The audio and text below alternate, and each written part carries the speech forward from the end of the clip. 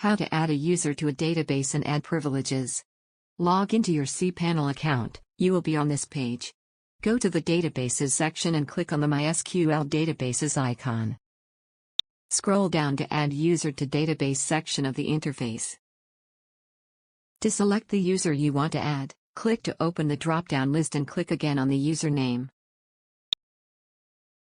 To select the database, click to open the drop-down list of databases and click again on the database name.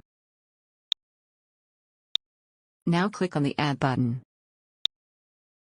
You can click on individual checkboxes to select or unselect particular rights you want to assign to the user. You can also click on the All Privileges checkbox to assign all the privileges to the user. After selecting the privileges, click on the Make Changes button.